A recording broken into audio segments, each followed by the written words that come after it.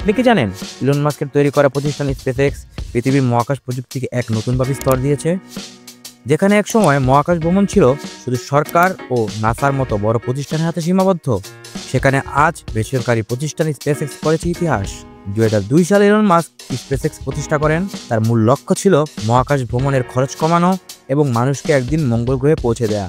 প্রথম দিকে স্পেসএক্স বেশ কিছুবার ব্যর্থ হয়েছিল, কিন্তু ইলন মাস্কের জেদ এবং তার উদ্ভাবনী চিন্তাভাবনা প্রতিষ্ঠানটিকে সাফল্যের পথে নিয়ে আসে। 2008 সালে ফ্যালকন 1 নামের রকেট প্রথম সফলভাবে কক্ষপথে পৌঁছায়। এরপর আসে ফ্যালকন 9, যেটি বহুবার ব্যবহারযোগ্য। এর মানে একবার উৎক্ষেপণের পর পুরো রকেটকে ফেলে দিতে হয় না, বরং পুনরায় ব্যবহার করা যায়। এতে করে মহাকাশ যাত্রার খরচ কয়েক গুণে কমে গেছে। এরপর আসে ড্রাগন ক্যাপসুল, যা সরাসরি আন্তর্জাতিক মহাকাশ স্টেশনে মালপত্র এবং নভোচারী পাঠাতে সক্ষম। এর মাধ্যমে নাসাও স্পেসএক্সের উপর নির্ভর করা শুরু করে।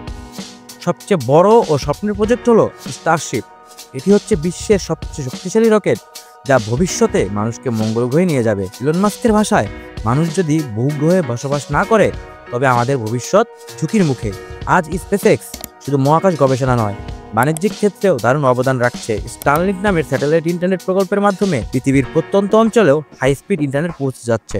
ইলন মাস্ক আর তার স্পেসএক্স প্রমাণ করেছে অসম্ভবকে সম্ভব করা যায়। হয়তো খুব শিগগিরই আমরা দেখব সাধারণ মানুষও মহাকাশ ভ্রমণে যাচ্ছে, আর একদিন হয়তো মঙ্গল গ্রহেই গড়ে উঠবে মানব সভ্যতার নতুন অধ্যায়। ডেস্ক রিপোর্ট, খবরের দেশ।